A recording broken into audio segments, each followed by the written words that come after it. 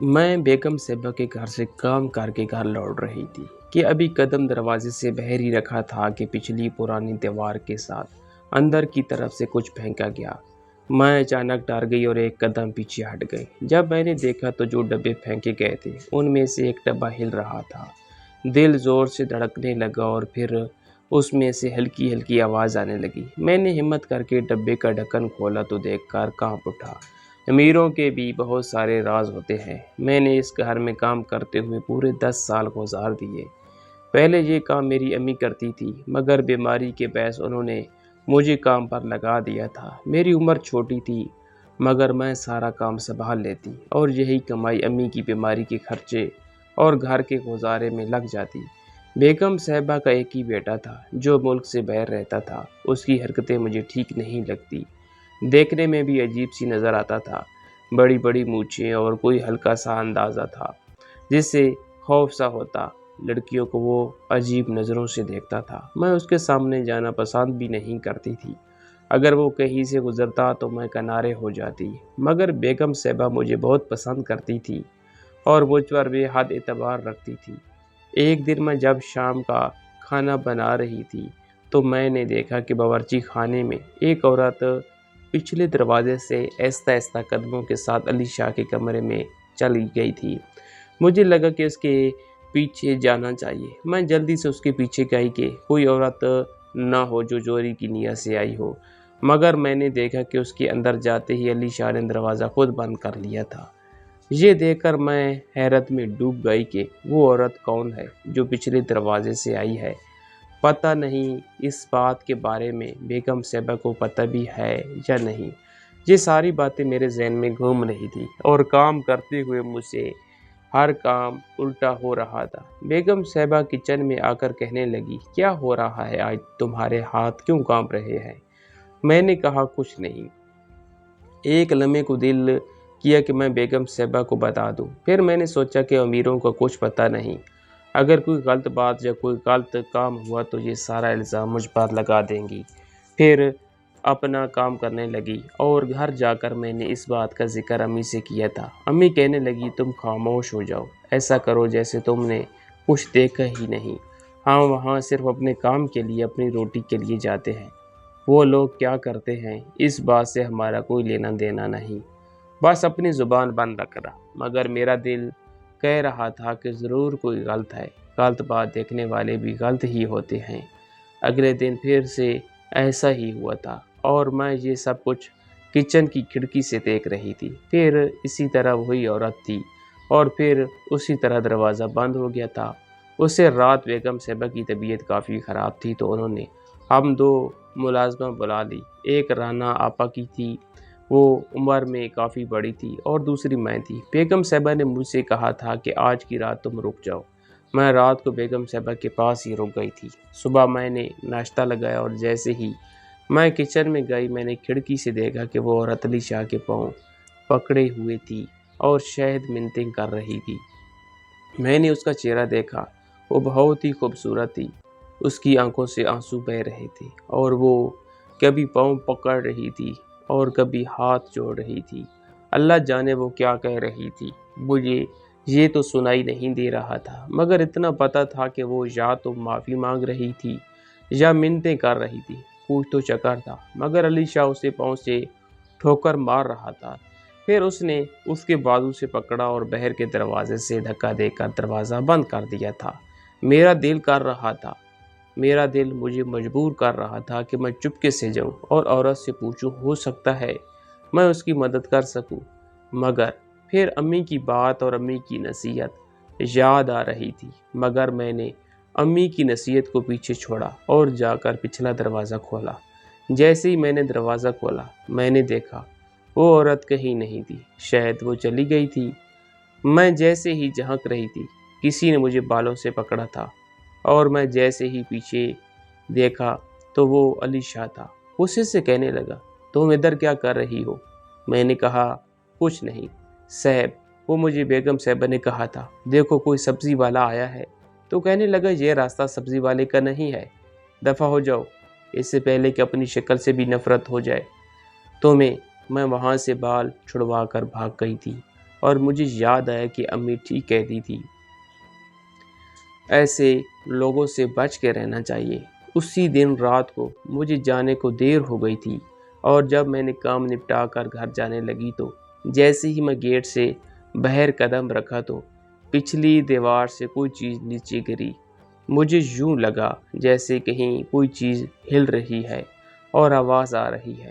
میں جیسے ہی جا کر ڈبہ کھولا تو اس میں ایک چھوٹا سا بچہ تھا۔ یہ دیکھ کر میری جان نکل گئی۔ وہ بچہ دیکھ کر لگ رہا تھا جیسے چند لمحے پہلے ہی دنیا میں آیا ہو۔ اسے ایک ڈبے میں ڈال کر دیوار سے پھینکا گیا تھا۔ یہ دیکھ کر میں حیرت میں ڈوب گئی، اور ایک لمحے کے لیے تو میں اسے بچہ چھوڑ کر جانے لگی، مگر دل نے کہا چھوڑ کر مت جاؤ، انہیں تو کچرے میں پھینک دیا ہے، اللہ تو دیکھ رہا ہے، اگر میں ایسے چھوڑ کر گئی تو میں گناہگار کہلاؤں گی۔ میں نے اسے اپنی چادر میں بٹھایا اور گود میں لے کر گھر لے آئی۔ امی اس بچے کو دیکھ کر ڈر گئی تھی، اور پہلے تو انہوں نے مجھے مارنا شروع کیا، پھر چپ ہو گئی۔ ہم دونوں ماں بیٹی سمجھ نہیں پا رہی تھی کہ ہم اس بچے کا کیا کریں۔ پھر امی نے اسے صاف کیا اور میرے بڑے ہوئے چھوٹے کپڑے جو یاد کے طور پر رکھے تھے پہنا دی۔ وہ ایک لڑکی تھی، وہ بہت ہی خوبصورت تھی۔ امی بار بار پوچھ رہی تھی کہ تمہیں وہاں سے اسے لاتے ہوئے کسی نے دیکھا تو نہیں؟ یاد کرو، کسی نے دیکھا تو نہیں؟ اگر کسی نے دیکھ لیا ہوگا تو سوچو تمہارے ساتھ کیا ہو سکتا ہے۔ ساری رات ہم ماں بیٹی کو نیند نہیں آئی۔ اگلے دن جب میں جیسے ہی کام پر آ رہی تھی تو سڑک پر کچھ لوگ جمع تھے۔ میں نے کہا پتہ نہیں یہاں کیا ہوا ہے، جا کر دیکھو تو صحیح۔ میں نے دیکھا کہ وہی باورچی والی عورت سڑک کے بیچ پڑی تھی اور خون میں لت پت تھی۔ اسے دیکھ کر میری آنکھیں پھٹی رہ گئی اور کانپنے لگی۔ میری آنکھوں کے آگے اندھیرا چھا رہا تھا کہ نہ ہو عورت کے لیے کچھ نہ کر سکوں۔ مجھے لگ رہا تھا جیسے میں اس کی گنہگار ہوں۔ میں ابھی وہاں کھڑی دیکھ ہی رہی تھی کہ کالے شیشے والی گاڑی وہاں کر ایک لمحے کے لیے رکی۔ میں اچھی طرح اسے گاڑی کو پہچانتی تھی، وہ علی شاہ کی گاڑی تھی۔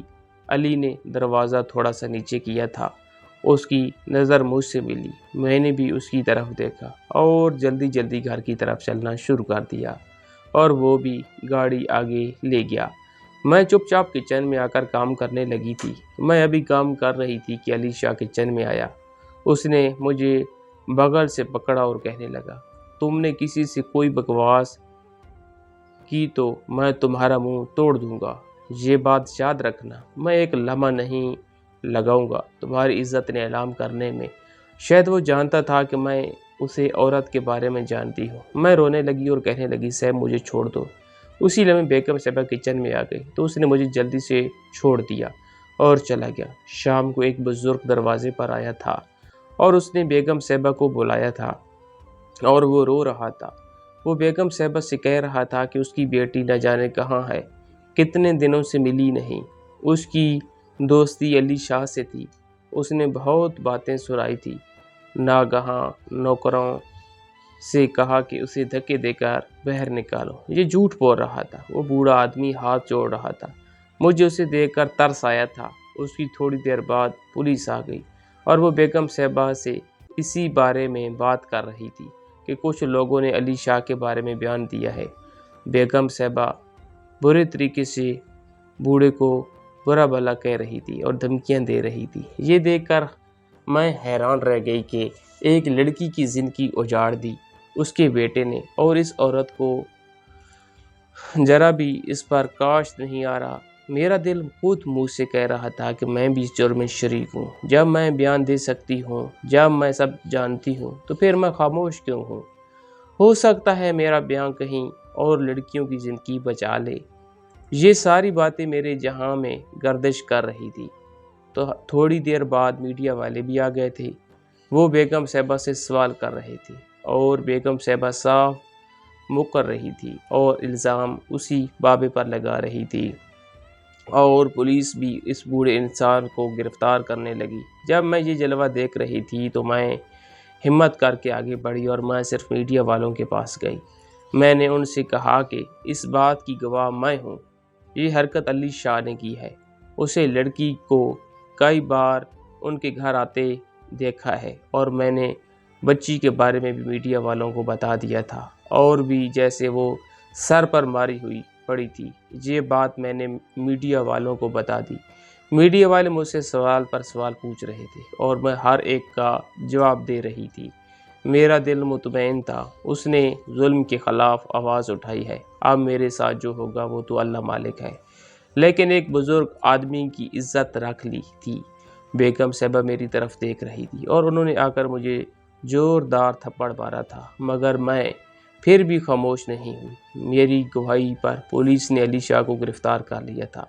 میں نے اپنے گھر سے اس بچی کو بھی پولیس کے حوالے کر دیا تھا اور پولیس والوں نے وہ بچی اس بوڑھے انسان کو دے دی۔ میں جلدی سے گھر آ گئی تھی۔ جرم اپنے انجام کو پہنچ گیا۔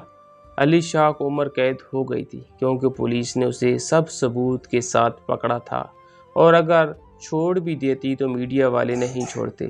آج میرا دل سکون ہوا کہ میں نے بہت ساری لڑکیوں کی عزت بچا لی۔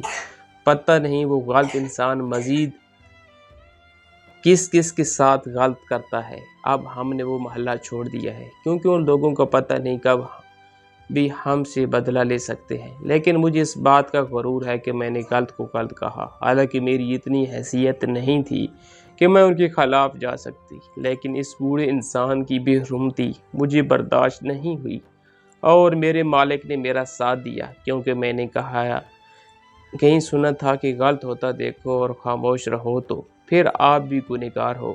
میری دعا ہے کہ اللہ سب کی بہن بیٹیوں کی عزتیں محفوظ رکھے اور انہیں یہ ہدایت دے کہ وہ کسی امیر کے پیچھے نہ بھاگے اور اپنی عزت نیلام نہ کرے، تاکہ بعد میں ان کے باپ کو کسی امیر کے آگے جھکنا نہ پڑے۔